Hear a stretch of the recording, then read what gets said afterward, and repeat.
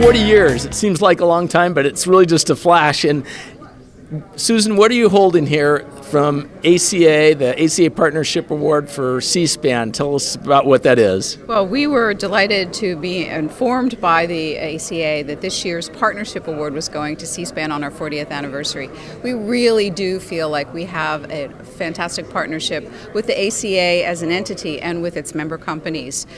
C-SPAN is very much a cooperative effort. It takes the interests of all the people who carry us, their customers, and also the trade associations that represent them in Washington to get this story out.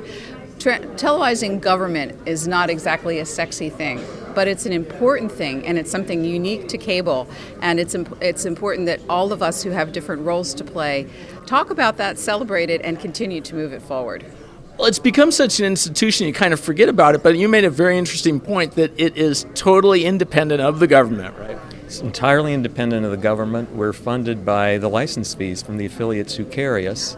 We've never had a dime of government money, and we're also a nonprofit, so we don't have to rely on advertising or ratings and can carry our events that we cover from beginning to end. We're not dependent on commercial pressures. See, if we were funded in all or in part by the government, we would constantly be getting pressure. Don't put this hearing on. Don't go to that event. The whole genius of the people that invented C-SPAN, all people who were the heads of the early cable companies, was keeping it as a private company that was devoid of government interference. That's the only way that you have credibility for the journalistic product. Tell us, how did you start this entity that's been around now for 40 years that is bringing news, unfiltered news, right to viewers? How did this happen?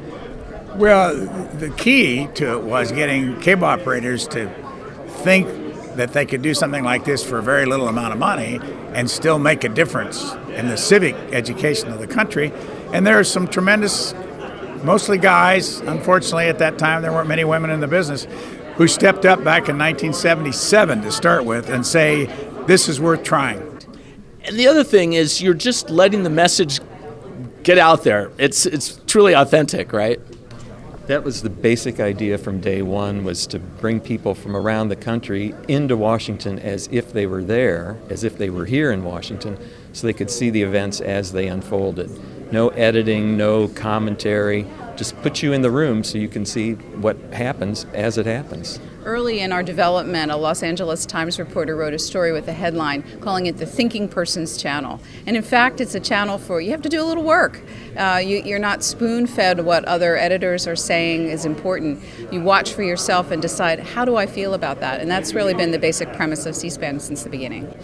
What's really powerful is now you've gone beyond linear and you have this treasure trove of information that's out there, right? It is. We've been able to digitize. We saved all of our content from about 1987 on. We've been able to digitize it and put it online. It's now almost 250,000 hours of content, all available free, all searchable. So anyone can go in, do a search, look at how a particular individual or a particular issue is developed over time. We get a lot of feedback from private individuals, but also reporters, the press, about what a great reference that archive is. It's all available at cspan.org.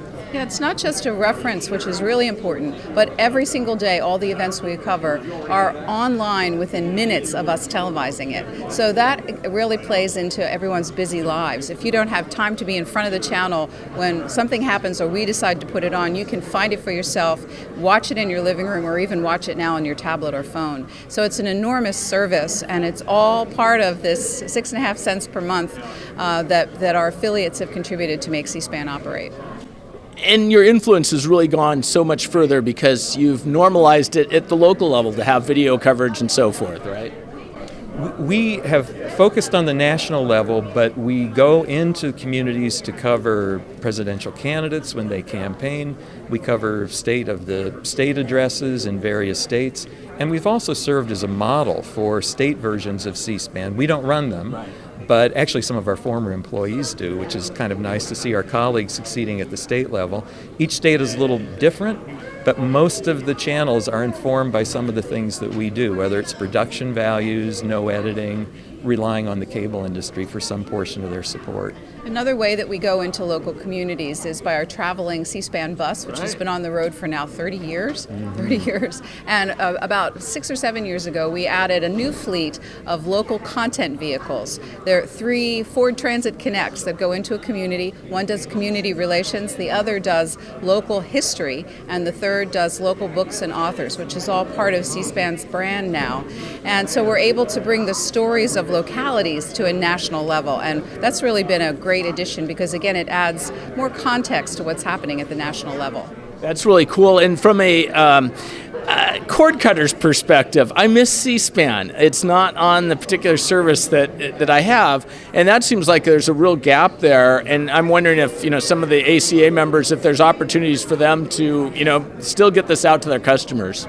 Well, there's 2 things. First of all, we are working to get on the more broadly distributed over-the-internet packages. We're on DirecTV now. We hope to be on YouTube TV, Sling, Hulu, some of the others. So we're working with them as affiliates, just as we would a cable operator. They can also affiliate with us as part of a broader package.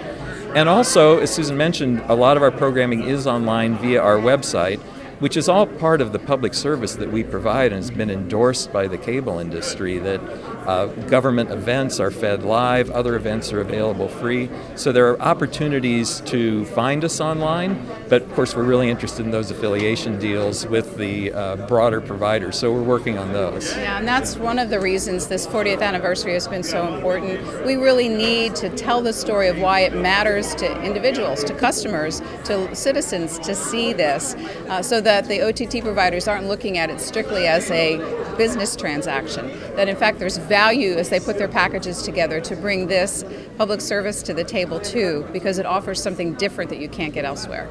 Excellent. Well, it's more important than ever, so I really appreciate both your time. Thank you for your interest. Appreciate it. Thank you very much.